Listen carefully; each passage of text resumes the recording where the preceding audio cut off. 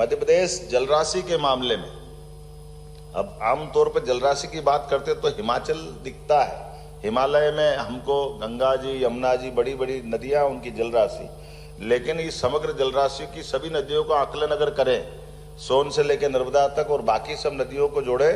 तो मध्य प्रदेश कम नहीं है, उनसे 21 है। ये बड़ा आश्चर्य की बात है। लेकिन अपनी नदियों की जलराशि का सही उपयोग कर ले तो इस दिशा में हमको और आगे बढ़ना पड़ेगा। राज्यों से नदी जोड़ो, वो तो होना ही चाहिए, हाँ, लेकिन हमारा भौगोलिक दृष्टि से मध्य प्रदेश बहुत बड़ा है, तो अपने राज्य की अंदर की नदियों को जोड़ने के प्रोजेक्ट पे भी काम कर रहे हैं।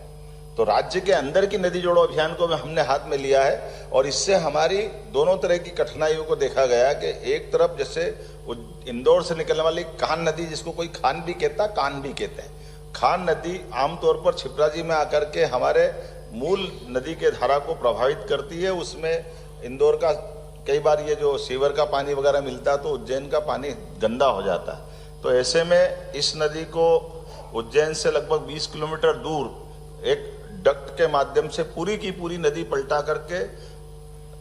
गंभीर नदी की डाउन स्ट्रीम है, ऊपर में हमारा डैम बना तो वो नीचे पूरी खाली जगह है, तो ये पानी पूरा वहां शिफ्ट करते हुए और उद्योगों को भी देंगे शुद्ध करके। और ये जो हमारी लगभग 1980 के बाद से हमारे हर कुंभ में हमने छिपराजी के जल से स्नान नहीं करा पाए, क्योंकि हमारी वर्षा गर्मी में सिंहस्थ आता है। 80 का सिंहस्थ हमने गंभीर से कराया,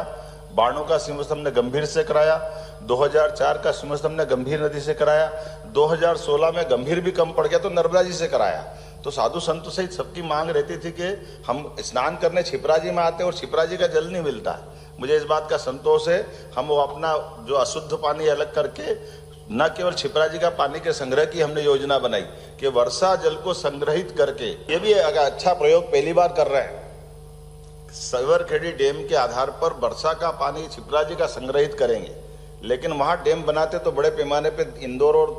उज्जैन के गांव कई डूबते, तो हमने उससे बचाने के लिए वर्षा का पानी के लिए बरसात में ही पंप लगा करके सिलारखेड़ी डैम में पूरा एक बड़ा टैंक, बड़ा तालाब स्टोरेज के रूप में काम आएगा। ये पानी हमारी बिजली से हम संग्रहित करेंगे और उसके बाद फिर ग्रेविटी के माध्यम से सने सने उसको छोड़ करके पूरे साल, केवल सिंहस्थ में नहीं, पूरे साल छिपराजी का जल मिलेगा, ताकि ये जो सबकी भावना का सम्मान भी हो और सच्चे अर्थों में उज्जैन की इस भाव के आधार पर कि हम अपने धार्मिक स्थलों पर जो मन की भावना रहती है उस पर काम करते हैं।